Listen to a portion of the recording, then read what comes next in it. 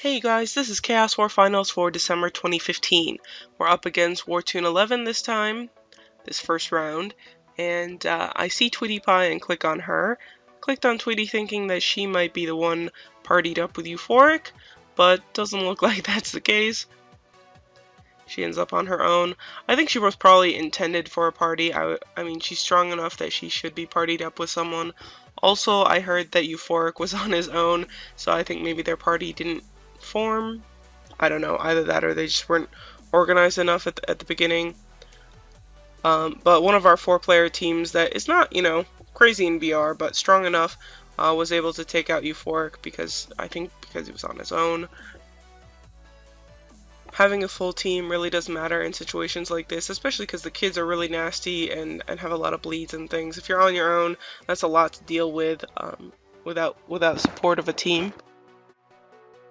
So yeah, I tried to click on Euphoric there, but didn't manage. And so then we just end up in a lot of 4 versus 1 fights. Just cleaning up the rest of the server. They seem to have a bit of an attendance issue. They only had around 22 players, and so that's really not going to cut it against us. Really, the party is feeling fantastic. Couldn't ask for much more. Well, I could ask for a merge self, but that's a little bit lofty at the moment. I did mention in prelims that a Frigga would be nice. Of course a Frigga would be nice, but Frigga's expensive. And I've pretty much gone through a phase with every single one of the merge sylphs, where I'm like, I want it, maybe I should prep to get it, and then I don't do it. And so I think, considering my own indecision about what I want, which, okay, realistically, I just want all of them, but realistically, that's expensive. So when it comes down to, what am I picking first, that's a really tough choice and just a lot of indecision on my part. So I think when I'm feeling that indecisive about what I want, it's better just not to act and wait things out. Doing perfectly fine with the water sylph, and then my team has 2 wind sylphs in it, so really good stuff. Actually, that sort of reminds me of Sheldon. Xbox One, PS4. Xbox One, PS4, and he spends like 3 days or something trying to decide which one he wants. I don't know if you guys watch The Big Bang Theory, but anyway, I find it funny. So here we're into things with Kabam 30. So this is the only server that we see in finals that we also saw in prelims, so we sort of know what we're getting ourselves into. But I mean, at this point we're relatively familiar with the servers. Unless there are some surprises with the merge sylphs, we generally know what player preferences there are. Shock has like some sort of elephant memory when it comes to other players and servers, and our server. I think she just has like some catalog in her head that she magically, summons whenever she needs to figure out who's on another server. She just remembers these things really well, which I guess is useful for somebody like myself who has no memory for these types of things. But yeah, so we knew that Denahi and Zilphia were going to have these Odins, and we're going to be hitting pretty hard. We did see Zidane in prelims, but we didn't see Audra, so now they're quite a bit more strong with Audra in the mix, and that one player really makes a difference. It gives that extra support so that Denahi and Zilphia have some more wiggle room, and so that they're hitting a lot harder. There goes Midori in Shock. And so yeah, so our advantage is kind of considerably smaller compared to our fight against them in prelims. Oh, Robin's down too. Robin, you generally, want her to get through the whole Sylph mode because she's hitting very hard. She's a huge part of our damage, especially while I'm still in that healing period. Once my water AoE start getting out, then there's some bigger damage. But before that, Robin is the main portion of our DPS. But when Shock and Midori die, it's not like as big of a deal. It's not like I want them to die, but if they do die, they do come back as mages. Well, of course they come back as mages, but they come back, they're in class mode, and then they can just heal us, and so it's not a huge deal. The only thing that is really a huge risk for our team is, you know, some of these players with the big Odins. If they get a big AoE and all of us are unprotected and low on health, then we can get wiped out in one shot, and then our rings won't go off, and so we'll die at the same time and not be able to revive ourselves. So that's our biggest risk. We have lost that way. A couple of Chaos Wars ago, Chile knocked us all out that way, and so that's something we have to be very careful of. We have to make sure that none of us are dying simultaneously, or none of our couples. So Shock and I can't die at the same time, Midori and Robin can't die at the same time, or else our rings won't activate. And here we got Singe, Chuck Norris, Kenna, and Lizard Lady. Kenna has a pretty nasty Fire Sylph, so these guys are probably one of their stronger groups and do perform well, but they're at a big BR disadvantage against us. This Fire Sylph, that skill that he just used, is a front row attack, so that's quite nasty in a situation where all your main players are forced to be in the front. In some ways, that Fire Sylph is considerably better than a Tyr or a Thor for group situations. Tyr and Thor is not a huge risk against a group like ours that has rings, because if you one-shot somebody, then they'll just come back. There is that spread damage, though, so I guess that's a big risk. But after those two teams are out, it's mostly just trying to wipe out the rest of their lower BR's tunes. So our party was split up. Sometimes the game does that, and that's not a huge deal. I get into this fight, you get a peek at Artie and Evil Arrow. Evil Arrow, you can see his little fire and electro sylph is Thor. And so yeah, he's hitting super hard. So things wrap up here. Get another 1,000 Chaos Stones, and get ready for Kabam 45. And Kabam 45 has Sensei and Trinity, who are both very, very high BR tunes. And I think this battle in particular highlights one huge advantage that our server has in the fact that Midori and Shock are married to Robin and myself. And, you know, Midori and Shock, both, you know, they're similar in BR, sitting just under 3.8 million BR. I think both of them are somewhere around there. And Sensei and Trinity are both hovering very, very close to 6 million BR. So we're talking about two players that have a solid 2 million BR more than two of our players on our team. Probably 1 point something more million BR than Robin, and around 1 million more than myself.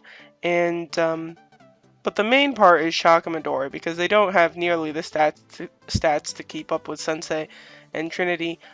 Robin and myself are much more likely to be able to deal with them, and so having these two on our team instead of someone like Evil Arrow, who otherwise definitely would be if we weren't married to Shock and Midori, or didn't have spouses that could keep up with this caliber of team, we would have to take Evil Arrow into the group.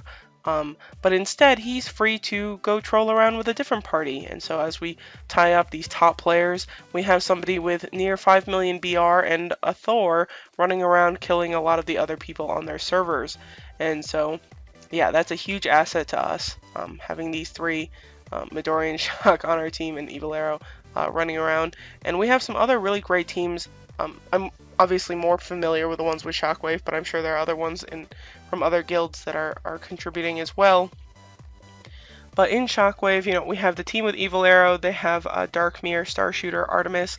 One thing that you always want to make sure when you're forming teams, which is something I definitely suggested that Artie go into that group, is that you know, Artie has a really fast machine. He doesn't lag a lot. And you definitely want somebody like that in each of your teams. At least one. Somebody who's going to, you know, get in there, get all the invites done, go attack people, to make sure that someone like Evil Arrow, who's super powerful, whose lag I think is a little bit iffier, and I think Dark Mirror and Starshooter's lag is probably so-so as well. So having one person who can definitely maneuver through Chaos War very easily is super important. Once these guys lose Sensei and Trinity, it's pretty bad news for them. But yeah, so that's fantastic. We also have some other groups, you know, Scoon and Bwin, who is usually they're usually teamed up with Shock and myself. They're now with with Maybe and Mikey, so the other two who would usually be teamed up with Robin and Midori, and then also AT and Tessin. Who else? Nicole and somebody else who I'm forgetting. Oh, and Nice. Are teamed up, and they actually start killing off a bunch of people as well. So you have a bunch of these teams who are holding up really well. I think this server, Kabam 45, is actually the server that knocks out the most of our players. They get maybe close to half of us, maybe not quite half of our server. And so yeah, that just goes to show that our server is doing really well. For sure, I was gunning for the win, you know, making sure the dimensions are really good. For me, you know, I come from team sport background. Through all my athletics, I guess I got that team mentality, and so I really want to see, you know, personal glory, but also team glory, making sure everybody feels good and high morale, and feeling like our server is doing well. So here, Bosco's team, they go in pretty low health, and so, I mean, they're at a BR disadvantage, and then not super healthy going into the fight. They're not going to hold up super well. Had to block out a little bit of the chat. Some guildies forgetting that I record everything. Not everything, but at least that for a crossover event, probably should not be talking about certain things. Anyway, and so here we have a server that I was just not expecting to see. I mean, Ors and I are buddies. I think Osri's a great guy and everything. So there's a lot of players here that I'm familiar with. I was talking to Ors, and he was just very concerned. They had Chili Mac first round. So up until this point, they've beaten 3 servers. That you have to do that in order to be in you know, the fight for first. And yeah, so they won all of them on timer somehow. Have no clue how. It's not really a diss at them, and they're just at a huge disadvantage. You know, Ors was talking about how Osri's dimensions were not that great, and just I thought they were going to get completely overpowered by somebody, and so they managed to scrap through, which is very, very impressive. You know, honestly, if you gave me half a dozen guesses for who we're going to be fighting in finals, it would not be this server. I don't think they would have made the cut. So a very nice job to them. But that said, you know, I went in this a little bit concerned in the sense of, like, what did they do? Did they do something special in order to beat all these other servers? At the same time, not sweating quite as much as even if we had to fight Kong 1 again, or if we definitely, you know, Kong 7 would be an issue, Kabam 23, I would love to see and have a little bit of revenge. But Kabam 23 took an early loss in the first round, and if you lose first round, the highest your server can place is 9th. So if you have to lose in finals, you want to lose late. The later, the better. Here we get into things with their top team: Osri, Merlin, Ors, and Chaos. So Chaos has a nasty little fire sylph there. I think Ors plays wind this time around, and Merlin is playing water. Osri has his Frigga, so wind and water, but he is unable to sylph. I guess he gets some sort of bug. I've had that before, where I just can't sylph. I've had that happen to me against Asher in Class Wars, and I was not too pleased. So yeah, I mean, things happen. You know, I had a nasty disconnect against them 2 Chaos Wars ago, which I kindly remind them as Ors goes into a little bit of a tantrum because he can't sylph on Osri. Ors is a buddy, and he's I would say a very enthusiastic player and a very passionate guy when it comes to PvP. So I think he gets a little bit frustrated, and it's all in good fun, and I find it sort of entertaining. But yeah, so he's a little bit sad about that. And I mean, without Osri sylphing, there's pretty much no chance for them. Osri's their top player, and so by all means, if he's out of commission and not able to do much, there's no way that they can really win. But yeah, I mean, I'll take it by all means. You know, things happen in battles, and there are disadvantages here and there, and so, you know, just take advantage of them, go for the win. It's almost done. Ors gets taken out by one of the wind sylphs, and then Osri out by that water attack, I think. So at that point, especially after already losing weak as Archer in that first fight that we had, they're pretty much done for. So now it's just sort of going through a lot of 4 versus 1 fights, and the rest of the server also cleaning things up for us. and yeah, so Tarek's saying we won't complain, so we'll take the win. They have a bunch of single players, I think people just sitting around in spawn, which we have that too. I think it was very cute. Some of the people were saying, oh, all we did was stand around. I mean, not as like a, oh, I'm bored, but, well, maybe they were, but oh, like we didn't contribute. But really, I mean, people have to contribute in the best way they can. Every player is counted the same, so regardless of your BR, you count as your player counts as 1 point in these battles. So staying alive is very, very key, and everybody that does so is really contributing to their server. So everybody should do as much as they can to help out, and they did. And so yeah, even if you're just standing around trying to avoid conflict, that's still a huge contribution to your server.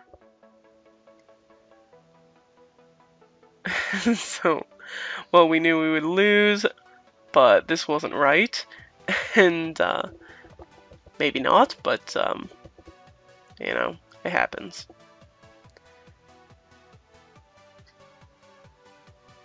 A few more. Actually, this might be the last one. Worst time to bug me. Well, clearly they had some sort of magical success in some of the other fights, so I guess this is like karma or something. But anyway, so we sweep 4-0, and so the server is very, very happy. We're all feeling like we do get first. We should, but I just wanted to make sure, since you never know what can happen.